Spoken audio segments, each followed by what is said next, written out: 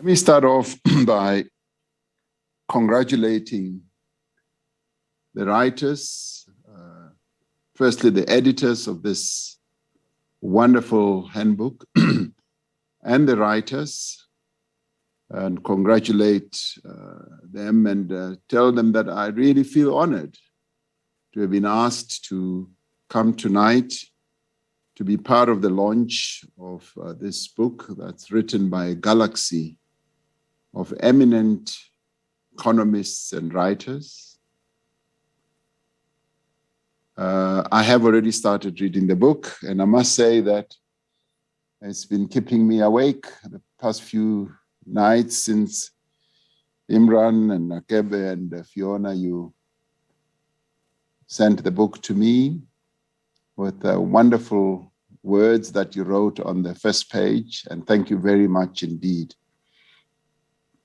Because in many ways, this book analyzes the South African economy from what I would say both a historic and a futuristic point of view. And it's going to be a useful resource for us as policymakers and indeed for many other people as well. And this handbook, which Fiona, you call a tome, and indeed it is a tome, quite heavy, but wonderfully written, simple to read, and it's really great.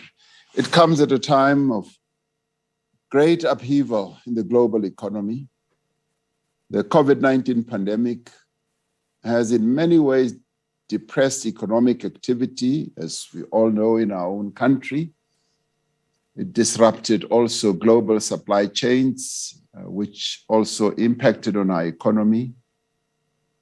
But as we can see, in our own country, COVID-19 has deepened inequality, and its impact is glaring, and we can see it. With 2 million people having lost their jobs, and the many who have died, and where poverty levels have just become much more apparent to all of us, and inequality. South Africa's economy has similarly been affected severely like other economies. While the economy expanded by 4.9%, in 2021, the impact of the pandemic continues to be felt throughout the economy and society. And we know that there is a yawning gap between where we are and where we would like to be. And I think we all agree we would like to be elsewhere, not where we are. Post-apartheid South Africa continues to labor under a crisis of exclusion. And I particularly want to appreciate the approach that the book takes in identifying the issue of exclusion of the majority of people in our country from the economy, and perhaps more and more on inclusion, that we need to have an economy that is inclusive. 1/5 of households experience hunger. Over 1/3 of adults are unemployed in our country. And this remains one of the most unequal societies in the world. There are certain notions that lie just outside the grasp of economics. Notions of dignity and self-sufficiency and self-worth. But economics should give us some of the tools to rebuild societies that have been devastated by dispossession, such as what the majority of our people experienced, and oppression as well.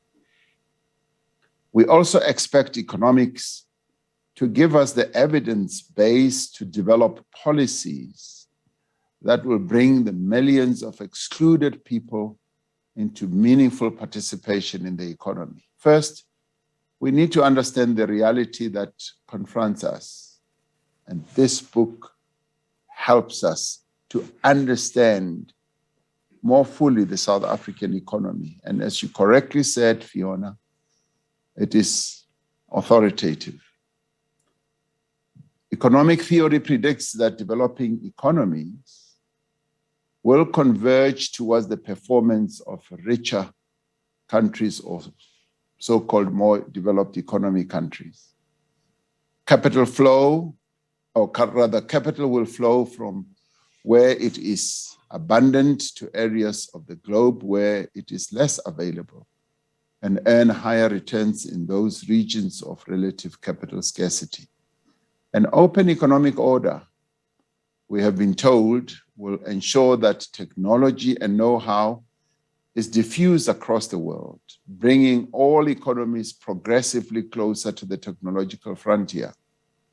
These predictions are born out of a great extent in the historical experience of a number of countries, but a country like Germany, for instance, a relatively late industrializer in the European context. They can also be traced in the experiences of late industrializers in Asia, particularly countries such as Japan and South Korea. These are economies that have moved beyond the technological frontier and are determining what is cutting edge in various industries. Yet for significant parts of the developing world, especially on our own continent, Africa and Latin America, convergence has been elusive, that convergence they spoke about. In the case of our own country, the past decades have brought periods of divergence. In 1970, GDP per head in South Africa stood at just over half that of the average G7 level, at 53%. By the end of the 80s, South Africa's relative GDP per head had shrunk to a third of the G7 average. And by 1994, it was closer to a quarter. It had really come down. Although there were periods of improvement towards 2009, the ratio fell back to 26% by 2018. By way of contrast, China clocked in at 2% of the G7 average in 1970 and surged to a third by 2018. Massive improvement. We have to ask ourselves why we are falling behind. And this handbook, in a number of ways, provides key answers to a number of questions that arise. The democratic government has developed inclusive policies and arrested this trend of divergence, but there is consensus that far much more is required. With an economy stuck in low gear as we are, battered institutions and declining productivity, an important strand of economic policy making over the past 4 years has been on fixing the fundamentals of the economy. Within government, a key analytical milestone in this regard is the paper that was published by National Treasury in 2018, which looked at inefficiencies in our economy, particularly those plaguing network industries. That paper identified the various ways in which structural constraints raised the costs of doing business, but also the cost of living, and proposed a reform agenda to address these constraints. Now, in practical terms, this reform agenda is an important pillar of the Economic Reconstruction and Recovery Plan, which the two professors spoke about from the University of Wits and Johannesburg, and has found expression in what we call Operation Vulindlela. Early successes include opening up the space for the private sector energy generation, accompanied by measures to create a competitive market structure in the electricity supply industry. Pro-competitive measures are also being implemented in our ports and freight rail, part of the network industries that has been dogged by lots of inefficiencies. The digital sector will receive a boost with the resolution of long-delayed processes of licensing of the high-speed spectrum and digital migration and broadcasting. And this will have an impact on just the cost of data, which is so important for ordinary people as well as students. In addition to reliable energy supply, economic development is also intimately bound with access to a basic need such as water. Reforms in this sector will ensure better management of the nation's water resources through measures aimed at improving allocation of rights, pricing, and the monitoring of quality.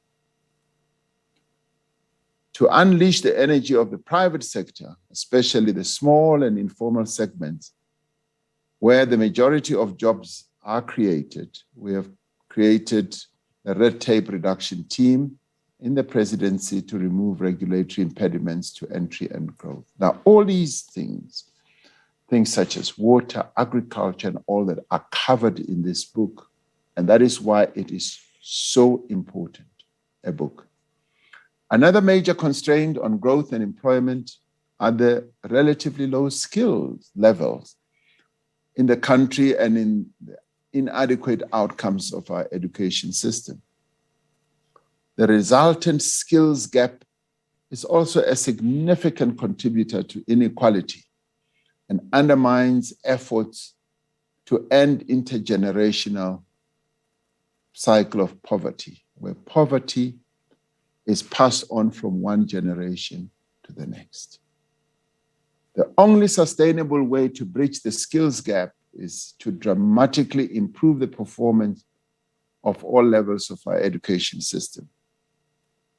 Among other things, this means ensuring that there is a firm link between the skills and competencies being produced and those required in the economy. We have initiated several programs to link training to workplace experience and employment. As I indicated in the State of the Nation address, Department of Higher Education and Training will place 10,000 unemployed TVET graduates in workplaces from April of this year. Another innovation is the Digital Work Accelerator. It's a coordinated public-private initiative to enhance digital skills and create digital jobs. Now, to ensure that skills training is linked directly to the demand in the economy, we are pioneering a fundamentally different approach to skills development for the unemployed youth. This approach links payment for training provided to placement of candidates in a job opportunity. While we are working to address constraints on growth, we're also pursuing new sources of inclusive economic growth. The socioeconomic texture of the South Africa of today is a product of a commodity exporting economy with a small emissions intensive manufacturing sector, although the service sector has gained prominence over time. And we all know, and it's very directly addressed in the book, that the economy of our country is highly concentrated. And amongst the authorities that are also cited in the book is how world bodies such as IMF and the World Bank have raised this issue of the over-concentration of our economy, and where it is argued that that is what impedes the growth, one of the reasons why we are not able to grow as we should. Economic activity as a result is clustered in a few, mostly urban centers. Key sectors of the economy are dominated by a small number of players, as work by the Competition Commission, including its recently released study on concentration, has shown, as I was saying earlier, that even the World Bank and IMF have said that. I came into office with a clear determination to raise the level of investment in our economy. And the issue of investment is also frontally addressed in the book as well. I set a target of 1.2 trillion rand in new investment over 5 years. This is important as a driver of economic activity and dynamism. But it will be asked, as it is also addressed in the book, where these investments go. Are we continuing to invest in the economy as it is currently structured? And this is where policymakers, academics, business, we need to focus our attention on, because we've got an economy that is structured in a way where it is not generating the growth that this country should have going forward. Now, through the deployment of our investment promotion ecosystems, which includes a number of structures that we have and which are also supported in agencies in various provinces, we have, over the course of 4 years, managed to raise investment to the value of 1.14 trillion. As we seek to aggressively rebuild the productive base of the economy, and may I add, we need to do so on the basis of a restructuring economy. We want to maintain our resolve to encourage new fixed investment. Through a social compact, we would like to strike with the private sector to commit to even higher rates of investment, so that the capital investment of our country, which has really been lowered over time, goes up, so that we reach the target set by the National Development Plan, which calls for fixed investment at 30% of GDP by 2030. It's currently in the teens. Infrastructure development is an important driver of economic growth. We have improved coordination of investment from the center of government and set up the infrastructure fund as a key mechanism to use public funds to leverage private sector investment in this asset class. As an intellectual community engaged in economic research, many of you would be aware of the immense opportunities that are available as economies transition to lower emissions. Yet for an economy such as ours, the commitments we have made to avert a climate crisis carry with them significant risks. And I'm glad that the book also focuses on climate change and also records what needs to be done. These include the risks to our energy security, scale of industrialization, levels of employment, and economic activity in coal-dependent communities. However, the risks of not undertaking an ambitious and just transition are far greater. Over the past few years, we've developed various institutional mechanisms and policies to steer our just transition. Just this past week, I went to address the Congress of the National Union of Mine Workers, and I was really pleasantly pleased, I must say, to find that they've written a whole document on climate change and how, as a union, as a labor movement, and indeed as a country, we should approach the transition to cleaner energy.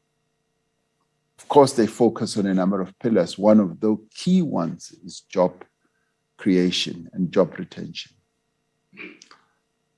as they envisage that new jobs are going to be created, have to be created as we transition. The Presidential Climate Change Commission has provided helpful advice that saw us raise our climate ambition at COP 2026. On the sidelines of COP26, South Africa entered into a historic partnership, as we all have heard, that seeks to unlock $8.5 billion of grant and concessional finance to support investment in reducing emissions.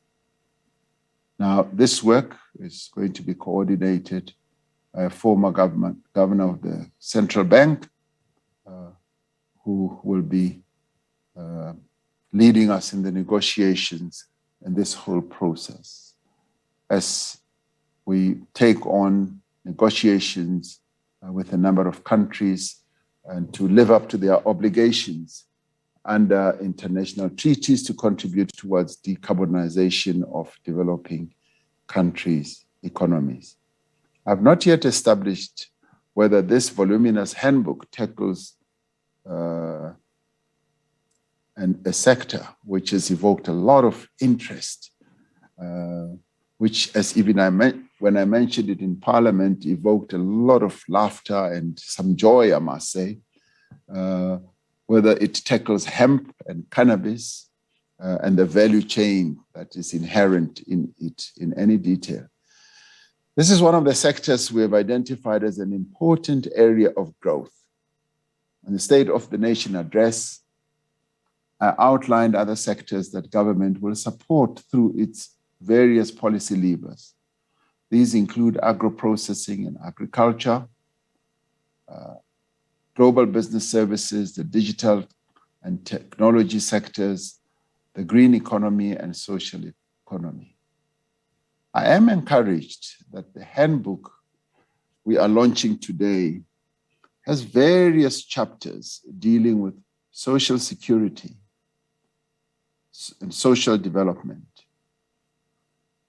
I'm also encouraged that it deals with the key issues that affect the lives of our people, their dignity, issues such as hunger, stunting, and food security, that it also deals with gender and work, migration, health, and household dynamics.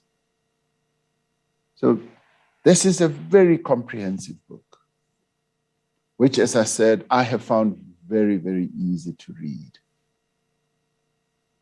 Within our limited fiscal resources, South Africa mounted an effective social protection response to the COVID-19 pandemic. I may add, more than many other countries, our peer countries. The public employment programs initiated during the pandemic will soon have created over 1 million work and livelihoods opportunities, and the majority of whom are women, the participants, that is, and young people. The COVID-19 Social Relief of Distress Grant reaches over 10 million unemployed people every month. Through these efforts, we have developed valuable insights about those members of our society who are not part of the existing social security net and who are also excluded from meaningful economic participation, an issue which is so keenly addressed in the book. Yet, there is far more work to be done to strengthen the social safety net and support productive livelihoods. Our socioeconomic context demands that as we focus on growth and job creation, we also ensure that no one is left behind. Another significant area of focus is building the capacity of the state. The role of institutions has gained prominence in explanations of economic performance across nations. Strengthening the capacity of the state has been a top priority for my administration. Through the district development model, which we are now rolling out more effectively, we are bringing the 3 spheres of government together with other social partners to achieve inclusive local economies. And this is going to enable us to get local players, local government, to focus on the growth of economies at the local level. Because as I've often said, investments don't take place at the union buildings. They take place at the local government level, where people live. We're taking steps to professionalize the public service, strengthening criteria for recruitment and advancement, and building a culture of career-long learning and development. We know both from our experience of governance and the reports of the State Capture Commission how deeply damaging state capture and corruption has been. apart from the substantial resources that were stolen from the state, these activities eroded the capabilities of vital institutions, and in some cases, really denuded those institutions of capable people, as a number of them were driven out deliberately so that malfeasance can find a place to grow. And rebuilding these institutions is therefore for us an economic imperative. Equally important are the efforts underway to prevent the destruction of economic infrastructure by criminal syndicates who extort money from businesses, and organized crime and gangsterism that is just becoming rife in the country. Crime and violence has both a huge human cost and an economic cost. That is why we have prioritized the stability of the leadership of our law enforcement agencies, security services, and criminal justice entities, and are working to ensure that they are better resourced and capacitated. As we launch this Oxford Handbook of the South African economy, we are in effect reaffirming the importance of improving the quality of national dialogue on the economy. Now, I really welcome the diverse contributions contained in this handbook, because in many ways it promises to provide a holistic take on our economy and make South Africans to really understand their economy, to understand their economy through the years of apartheid, and also a bit of a take on what colonialism did to structure our economy as it has. As the book says, our economy really has its roots from the past, the colonial and apartheid past. It covers a number of issues, the real life of South Africans in terms of its history, but its current, and also what its future ought to be. And it does so with a thorough analysis, and as Fiona said, world-class type of analysis, which is peer-reviewed, of the various sectors of our economy in the 47 chapters. It is also important that the book examines emerging features of economics, such as the dynamics of the just transition and the green economy. Now, I was glad to hear Professor Valodia saying that the book will be disseminated and it will be made available. I really encourage the wide dissemination of this book. Its authors need to be actively involved to take their work into the public domain, to deepen the engagement of citizens with economic knowledge, understanding, as well as understanding policies. South Africans are never short of ideas on how to manage the economy. We've got 60 million people in our country, and I can bet you that there are 60 million ideas. But this book is going to inject a lot of enthusiasm with a historical view, empirical evidence, and an analytical framework, which will enable all of us to be able to more intelligently,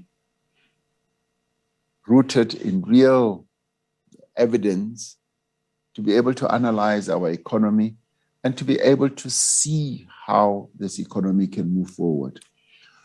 We should not repeat the mistakes of history. We should be aware of the consequences of our economic pronouncements and policy leanings and choices. Over the past few months, we've been engaged in engagements with social partners to craft a social compact for job creation and economic growth. Now, I'm really delighted to have on this platform Professor Valodia, who we worked with when we crafted the national minimum wage. And the fear at the time was that the national minimum wage is going to destroy jobs. It's going to lead to many workers becoming jobless, and it will lead to wage stagnation in some ways, and also lead to companies not abiding by what will have been said. Now, I've been informed that that has not eventuated. So it's a real joy to share this platform with Professor Valodia and also Professor Tregena, who sits on the Presidential Economic Advisory Council. Now, we're seeking a compact, private sector, unions, communities, a compact that will complement the Economic Reconstruction and Recovery Plan with a sharp focus on employment. Now, as we emerge from the worst of the pandemic, we recognize that the crisis of economic exclusion that threatens to engulf our country can only be overcome through concentrated and concerted action by all social partners. Now, this social compact will focus on a clear set of actions by each of us. We have to face the trade-offs and the sacrifices that are required for a decisive break with poor outcomes in our labor market and in the economy. This is the time to move beyond platitudes towards a clear set of commitment underpinned by a concerted resource mobilization by all parties. We trust that the analytical work produced by this intellectual community, who I call a galaxy of really well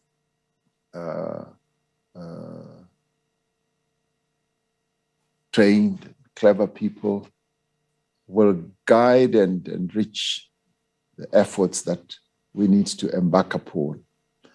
So I'd like to say thank you, and I'm glad to have been made part of this launch.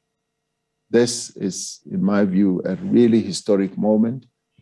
And to you, Fiona, Imran, Akebe, I really thank you for having led this work, and to all the writers. Thank you very much. You've really made a great contribution to our understanding of economics in our country and our own economy.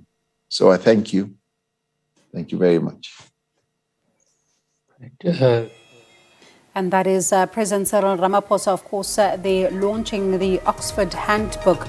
And one of the key things, of course, Francis, that he says is that this is going to be a clear set of commitments. Government needs to move beyond talk, and in order to pave the way for economic recovery, talking about how, you know, the economy has really buckled under the pressure of the COVID-19 pandemic, looking at the fact that just over 10 million people are receiving the 350 Rand grant. So this roadmap is going to also be interesting and also important in the work of economic recovery. Yeah, we often talk of those structural issues, those sticky things in the economy that we talk about changing and have been talking about changing for a very long time.